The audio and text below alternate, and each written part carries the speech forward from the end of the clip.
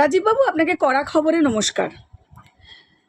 যে বিষয়ে প্রথমেই আপনার কাছে যাব, বিষয়টা নতুন সরকার পরিবর্তন হলো এবং আগে যে প্রাক্তন সরকার যারা ছিলেন তাদের সময়কালে আপনার উপরে যেভাবে একটা ভয়ঙ্কর সময় ঘনিয়ে এসেছিল এবং আপনার একটা 18 মাসের একটা ভয়ঙ্কর অভিজ্ঞতা আপনার জীবনে আপনাকে দেখতে হয়েছে এবং উপলব্ধি করতে হয়েছে।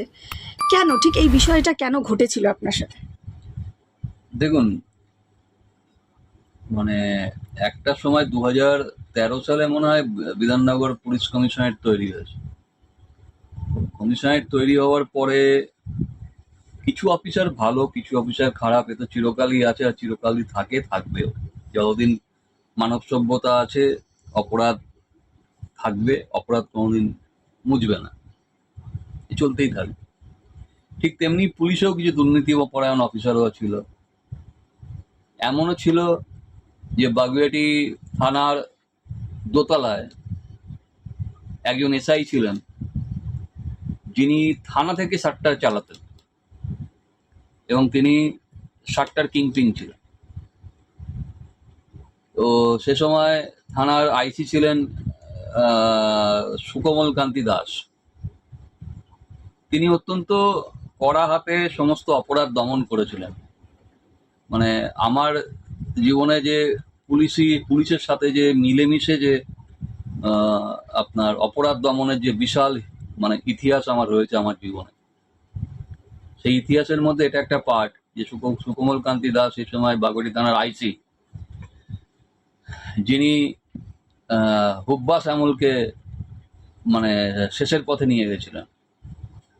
যে হুব্বা শ্যামল নাম করা ত্রাস ছিল হুগলি, ওনার হাতেই হুব্বা শ্যামলের শহীদ সমাধি ঘটেছে।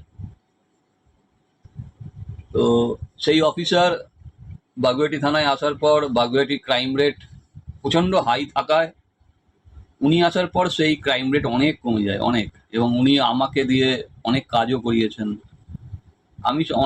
আমি বেশিরভাগ সময় বিধাননগর পুলিশের, সেই সময় রাজীব কুমার ছিলেন, সেই সময় অর্ক অর্ক বলে একজন ছিলেন, নামটা আমি ভুলে যাচ্ছি, অর্ক ব্যানার্জি, উনি এসিপি ছিলেন। তো পুলিশের একটা পুরো টিম আমার সাথে কাজ করেছেন এবং খুব গোপনে কয়েকজন ছাড়া কেউ জানতো না যে আমি পুলিশের হয়েই কাজ করতাম, বা আমার কাজ ছিল অপরাধের ভিতরে ঢুকে গিয়ে অপরাধের সমস্ত তথ্য বের করে আনা এবং তার ভিডিও ফুটেজ বের করে আনা, এনে পুলিশকে হ্যান্ড ওভার করা। কারণ পুলিশ সেই অপরাধ ভাঙতে পারছিল না। একটা থানায় বসে যখন একজন এসআই, তিনি সাট্টা চালান, যিনি সাট্টার কিংপিং, এই অঞ্চলের কিংপিং ছিলেন, সেটা কত ভয়ঙ্কর হতে পারে। তার ক্রাইম কোন জায়গায় ছিল, তার সঙ্গে ছিল এই পুরো বিধাননগর কমিশনারেট, ব্যারাকপুর কমিশনারেট, বারাসাত, পুরো একটা অঞ্চল, কল্যাণী, এসব মিলিয়ে ছিল একটা মেয়ে পাচারের বিশাল বড় চক্র ছিল। এবং এখানে মেয়েদেরকে নাচানো হতো ড্যান্স বারে। সেখানে বাচ্চা বাচ্চা মেয়ে, ক্লাস ধরে নিন 14, 15, 16 বছরের মেয়েও নেচেছে। আমি নিজে হাতে ধরেছি, আমি এবং সুকোমল কান্তি দাস, আইসি বাগুইআটি তৎকালীন। সেই ড্যান্স বারে গিয়ে দেখি দুটো মেয়ে নাচছে, যারা একজনের বয়স 14, একজনের বয়স 15। তারা টু পিস পরে নাচছে এবং সেখানে সামনে সব ছেলের বয়স লোকেরা বসে আছে, তারা মদ খাচ্ছে, তারা তাদের সাথে হুল্লোড় করছে। টু পিস পরে দুটো বাচ্চা মেয়ে নাচছে। সেটা সুকোমল বাবু নিজে ধরেছিলেন।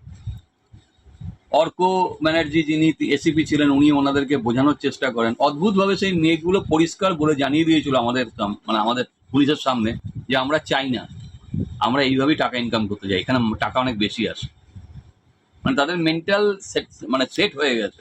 আমি সেই মেয়েগুলোকে আজও রাস্তায় দেখতে পাই, তারা বিভিন্ন বড় লোক বাবার ছোট লোক ছেলেদের বাইকে করে ঘুরে বেড়ায়। সেই মেয়েগুলোকে আমার দেখাও হয়, তারা এখানকারই মেয়ে। তো সামাজিক যে অবক্ষয়, সেই অবক্ষয়টা কিন্তু ভয়ঙ্কর আকার নিয়েছিল। দেখুন, আমরা সবাই হয়তো একদিকে দুর্নীতির জন্য মমতা ব্যানার্জিকে দায়ী করি, অভিষেককেও দায়ী করি, কিন্তু একটা কথা আমি কখনো অস্বীকার করব না, 2016 ভোটের আগে অবধি এই মমতা ব্যানার্জি কিন্তু এই ক্রাইমটাকে বন্ধ করেছিল। তার যদি নির্দেশ না থাকতো তাহলে কিন্তু আজকে এই এত বড় মেয়েদের পাচার চক্র কিন্তু ভাঙতো না। সেই পাচার চক্রে কারা ছিল না আজকে যারা বিজেপির জামা পরে ঘুরছে না, আমি তার মধ্যে একজনকে আমি এখনই দেখিয়ে দিতে পারি, যিনি বড় বড় নেতাদের সঙ্গে ছবি তুলছেন, তিনি ওই সময় ওই র্যাকেটের মধ্যে ছিলেন। আজকের দিনে দাঁড়িয়ে তিনি বিজেপির উত্তরীয় গায়ে বড় বড় নেতাদের সাথে ছবি তুলছেন, পোস্ট করছেন ফেসবুকে। আমি কিন্তু তাকে দেখি, সুকুমার বাবু তাকে খুব ভালো করে জানেন, আমিও তাকে চিনি, কিন্তু আমরা সেগুলো বলি না। আর সে বিজেপি করছে বলে আমি তাকে বদনাম করবো, এটা তো হতে পারে না। ঠিক যেমন আমি আজকে বলবো যে 2016 আগের মমতা ব্যানার্জির নির্দেশেই কিন্তু আমি এই ক্রাইম গুলোকে ভাঙতে পেরেছিলাম। পুলিশ আমাকে ব্যবহার করেছিল, পুলিশ তার জন্য আমাকে 5টা পয়সা দেয়নি, নিরাপত্তাও ঠিক মতো দিতে পারেন, কিন্তু এই পুলিশই আমাকে দিয়ে কাজ করিয়েছিল। আজকে মমতা ব্যানার্জি যদি নির্দেশ না থাকতো, তাহলে কিন্তু রাজীব কুমার, জাভেদ শামীম, কঙ্কর প্রসাদ বারুই যারা আইপিএস, বা অর্ক ব্যানার্জি এসিপি, এই সুকোমল কান্তি দাস, এরা কিন্তু ময়দানে নামতেন না। একদম স্ট্রিক্টলি অর্ডার ছিল, যে হয় হোক ভাঙো। আর সেই ভাঙার দায়িত্বটা আমার উপর পড়েছিল। আমি শুধু মেয়ে পাচার না, আর্মস পাচার, মানে arms deal, drugs dealing, fake currency, passport চক্র, ড্রাগসদের একটা খুব বড় র্যাকেট ছিল আমাদের এই রাজারহাটের মধ্যে। একটা বিশাল বড় মানে গোডাউনের মতো ছিল, সেখানে মানুষের খাবার রান্না হতো, মানে যারা ড্রাগস নিত তাদের খাওয়া দাওয়ার বন্দোবস্ত ছিল, বদলে তারা শুধু ওখানে সারাদিন পড়ে থাকতো, শুধু ড্রাগস খেত। সেই সব র্যাকেট ভাঙা হয়েছে। জীবনে আমি কি করেছি আমি জানি, আইসি বাগুইয়াটি সুকোমল কান্তি দাস জানেন, অর্ক ব্যানার্জি এসিপি, যিনি আজকে ডেপুটি এসপি বর্ধমান, তিনি জানেন, পাপিয়া সুলতানা, দেবাশিস ধর, যিনি আজকে বিধায়ক বিজেপির, তিনি জানেন, কঙ্কর প্রসাদ বারুই, যিনি আজকে প্রেসিডেন্সি রেঞ্জ ডিআইজি, তিনি জানেন, জাভেদ শামীম জানেন রাজীব কুমার। কিন্তু মুশকিল হচ্ছে আমাদের দেশে আমাদের মতো মানুষদের কেউ কোনোদিন সম্মান দেয় না। আপনি আজকে যখন দেখবেন টিভিতে, যখন এই ধরুন এবিপি বা অন্যান্য বড় বড় চ্যানেলে যখন প্যানেল ডিসকাশন হয় বা ধরুন কোনো অনুষ্ঠান হয়, দেখবেন সব বড় বড় লোক হস্তিরা সামনে সব বসে থাকে,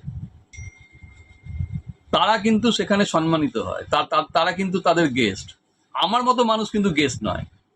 অথচ সেই মানুষগুলো কিন্তু হয়তো বড় জোর একটা লড়াই করেছে, দুটো লড়াই করেছে, কেউ হয়তো প্রতিবাদ করেছে, কেউ হয়তো মার খেয়েছে, কেউ হয়তো নির্যাতিত, তারা এক একটা জায়গার লোক, তারা কেউ আমার মতো লড়াই করেনি একজন। আমাকে লড়াইটা করতে হয়েছে এই যারা আজকে টিভিতে প্যানেলে বসে যারা ডিসকাশন করেন না, আমার এই লড়াইয়ের জন্য তাদের পরিবারের সন্তানরা আজকে সুরক্ষিত আছে। অথচ কেউ কিন্তু আমাকে সম্মান দেয় না, আমাকে কিন্তু আজকে ভিক্ষে করেই খেতে হয়, কারণ আমাকে কেউ চাকরি দেয় না।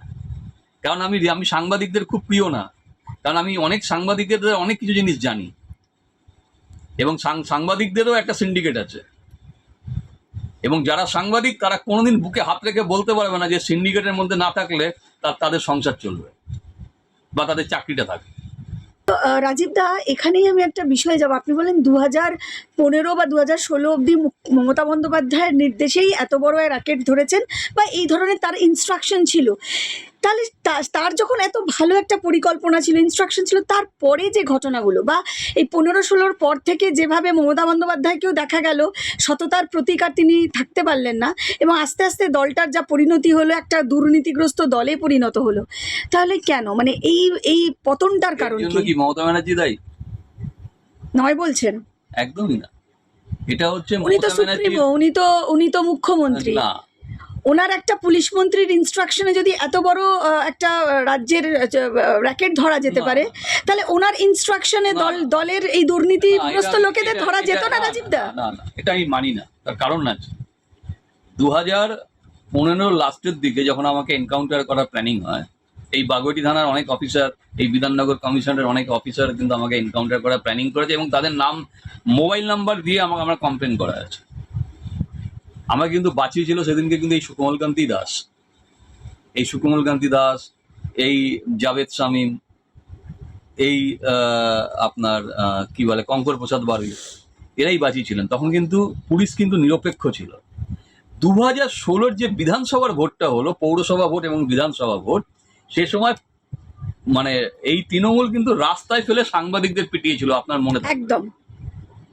যে একটা সাংবাদিকও ছাড় পায়নি, রাস্তায় ফেলে রক্তাক্ত করে পিটিয়েছিল, এবং তখন সাংবাদিকরা রাস্তায় নেমে প্রতিবাদ করেছিলেন।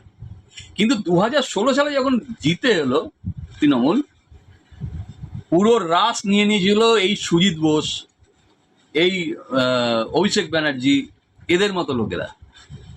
তখন মমতা ব্যানার্জি ছেড়ে দিয়েছিলেন দায়িত্ব ওদের হাতে, হতে পারেন তিনি মুখ্যমন্ত্রী, কিন্তু ব্যাকগ্রাউন্ডে পুরো জিনিসটা পুলিশের পুরো কন্ট্রোলিং, কে কোথায় ট্রান্সফার হবে, কে কি হবে, সেটা সম্পূর্ণ দেখছিলেন অভিষেক ব্যানার্জি।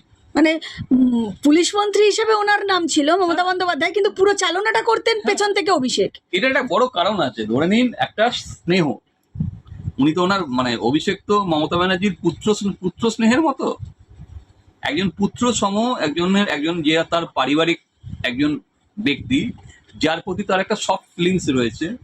তো তিনি যখন দায়িত্ব নিচ্ছেন, তিনি যখন বলছেন যে ঠিক আছে আমি এইগুলো দেখছি, উনি দায়িত্ব ভাগ করে দিয়েছিলেন, কারণ তখন ওনার মধ্যে মমতা ব্যানার্জির পরবর্তী যে সুপ্রিমো, সেটা উনি সিদ্ধান্তই নিয়ে নিয়েছিলেন যে অভিষেক ব্যানার্জি হবে, যার ফলে অভিষেকের হাতে দায়িত্ব ছাড়া হচ্ছিল। মজার কথা, যখন 2016 সালে সমস্ত পুলিশ অফিসারদের ট্রান্সফার করে দেওয়া হলো অভিষেক ব্যানার্জির নির্দেশেই, অভিষেক ব্যানার্জি যখন ট্রান্সফার করালেন 2016 সালে ভোটের সময় প্রকাশ্যে ক্যামেরার সামনে সুজিত বসু, কঙ্কর প্রসাদ বারুই, এই দেবাশিস ধর, এদেরকে ওপেন চ্যালেঞ্জ দিয়েছিলেন যে 2016 সালে আমরা ফিরে আসবো, আপনাদেরকে আমরা দেখে নেবো। ওপেন ক্যামেরার সামনে, প্রত্যেকটা ক্যামেরা টিভিতে চ্যানেলে সেগুলো দেখানো হয়েছিল। আজকে সেই ফুটেজগুলো পাওয়া যায় না, গায়েব হয়ে গেছে। সেদিনকে সাংবাদিকদের যে মারের ভিডিওগুলো, সেগুলো আজকে আর আপনি ইন্টারনেটে পাবেন না, সব সরিয়ে দেওয়া হয়েছে।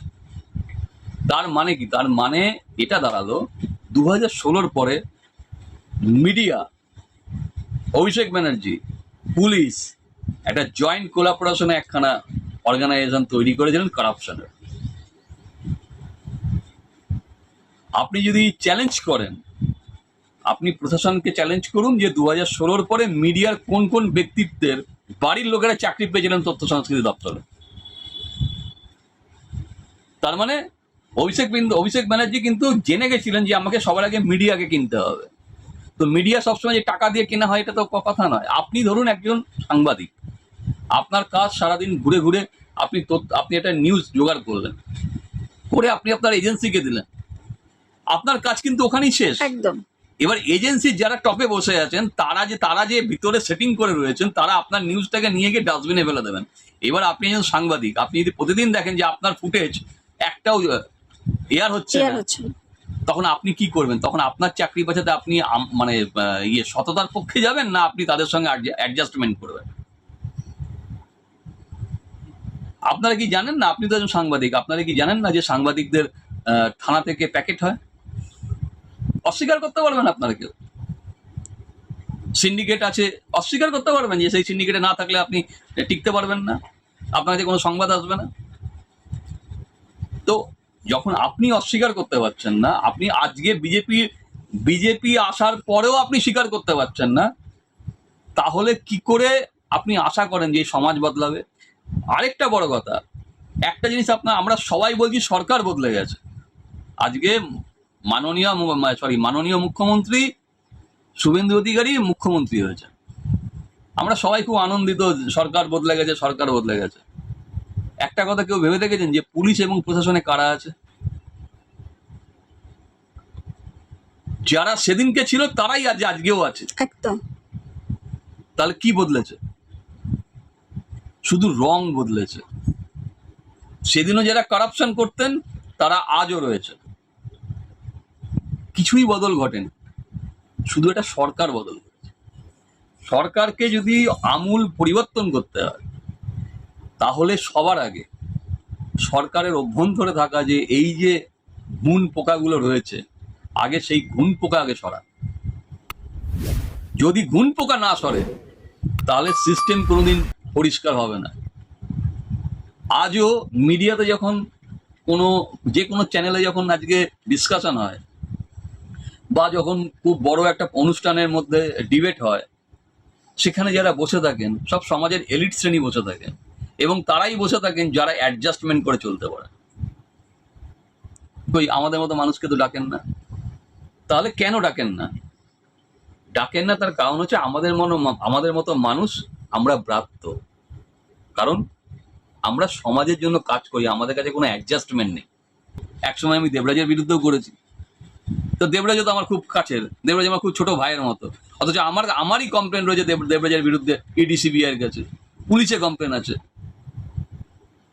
কই আমার সঙ্গে তো দেবরাজের কোনোদিন মানে সেই হয়নি। দেবরাজ আমাকে বলতো, প্রশ্ন করতো, দাদা তুমি আমার নামে কেন কমপ্লেন করছো, এটা কি ঠিক হলো দাদা? কারণ তুই আমাকে ভিক্ষে দিস বলে কি আমি তোর নামে কমপ্লেন করতে পারবো না? সেই রাইটটাও আমার চলে যাবে। ও কোনোদিন আমাকে বাধা দেয়। আমি আমার মতো কমপ্লেন করেছি, কোর্টেও সেই মামলা রয়েছে যেখানে মানে দেবরাজের নামে অভিযোগ রয়েছে। রাজীব দা, শেষ করব, সময় শেষ, এবং শেষ প্রশ্ন, আপনার যে এই দীর্ঘ লড়াই এবং 18 মাস ধরে আপনার জেলবন্দি, এই যে বিভিন্ন ঘটনা আপনার সাথে ঘটেছে, সরকারও পরিবর্তন হলো, আপনার দীর্ঘ অভিজ্ঞতা প্রশাসন কিভাবে চলেছে সেই সময়, এখন নতুন সরকার এসছে, দেখতে হবে কিছুদিন তারা কিভাবে প্রশাসন চালায় বা কিভাবে পুলিশ মন্ত্রী কিভাবে তার কাজ করে, আইনের শাসন কতটা তারা প্রতিষ্ঠা করতে পারে। আপনি কি বলবেন, মানে এই পুরো বিষয়টাকে নিয়ে আপনার একটা শেষ মতামত?